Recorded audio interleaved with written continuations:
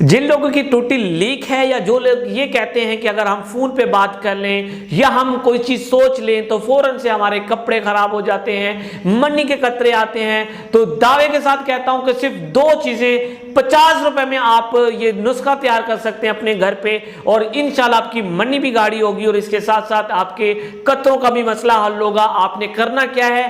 آپ نے کرنا ہے، ایک تو آپ نے لینا ہے خشک دھنیا۔ خشک دھنیا آپ کو 50 روپے بھی جانے کی ضرورت نہیں ہے، خشک دھنیا آپ کو قریبی کریانہ سٹور سے مل جائے گی، 1 نمبر اوریجنل لینی ہے، اور اس کے ساتھ آپ نے لینی ہے مصری۔ آپ نے دونوں ہم وزن لے لینا ہے، 100 گرام لے سکتے ہیں، 50 گرام لے سکتے ہیں، ان دونوں کو آپ نے گرینڈ کر لینا ہے، ان کا پاؤڈر بنا لینا ہے، ان کا صفو بنا لینا ہے۔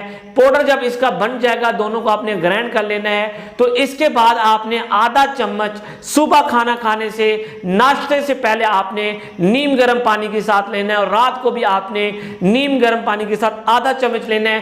15 دن یہ نسخہ جو ہے استعمال کریں۔